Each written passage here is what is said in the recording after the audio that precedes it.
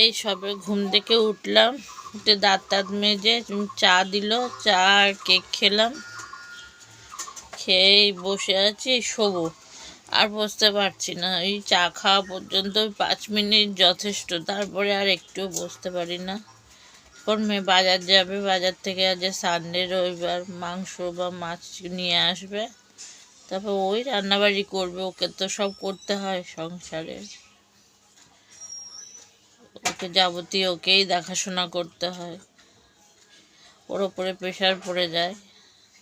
তোমরা সবাই, ও সরি, সকালবেলা কাউকে তো শুভ গুড মর্নিং সবাইকে। তোমরা সবাই কেমন আছো? আর আমিও ভালো আছি। রোজ রোজ কি খারাপ বলবো বলো, ভালোই আছি। আর সুপর্ণা দাস বাবাজি এই চ্যানেলটাকে সবাই সাবস্ক্রাইব করো, লাইক করো, পাশে থেকো। আর দেখবে আস্তে আস্তে আমি ঠিকঠাক বলতে পারবো। আজ যদি পারি বিকেলবেলা একটা কবিতা আবৃত্তি করে শোনাবো, আর নাহলে কালকে বলবো। আবার দুপুরবেলা তোমাদের সাথে কথা বলবো, ঠিক আছে?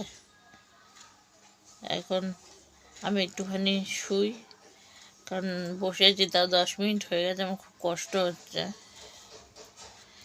টাটা। তোমরা চাটা খেয়ে নাও, রান্নাবাড়ি করো, সানডে সবাই আজ ছুটি কাটাও।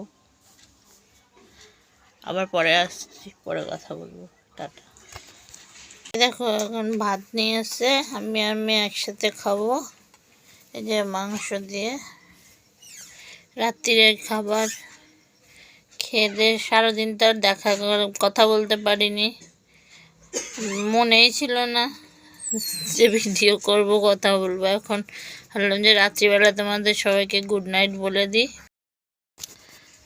মেয়ে খাইয়ে দেবে, ওষুধ খাওয়া গেছে, খাওয়ার আগে ওষুধ খেতে হয়, খেয়ে তারপর এখন খাইয়ে দেবে, খেয়ে দে শুয়ে পড়বে। যে মেয়েরও খুব শরীর খারাপ, মাথা ঘুরে পড়ে গেছিলো। খাওয়া দাওয়া করে না তো, চিন্তা করে, সংসারের দায়িত্ব ওর মাথার উপরে, ওকে সব কিছু প্রেশার নিতে হয়। কি আর করবো, আমি তো আর দেখতে পারি না। তারপর আমার ছেলে আছে, রোজই ভাবি বলবো, আজ অনেক রাত হয়ে গেছে, তা বলবো এই কালকে পারলে কালকে বলবো। আমি খেয়ে নিই, তোমরা সবাই খেয়ে নাও, আর গুড নাইট সবাইকে। সবাই ভালো লাগলে আমার পাশে থেকো, চ্যানেলটাকে সাবস্ক্রাইব করো, আর বেশি বেশি করে কমেন্ট করো, লাইক করো। পাশে থাকলে আমারও ইচ্ছা হবে ভিডিও করার জন্যে, যে না তোমরা সবাই দেখছো। জানি হয়তো ভালো এখন হয় না কথা, মানে যেটুকুনি বলি সেটুকুনি দেখো।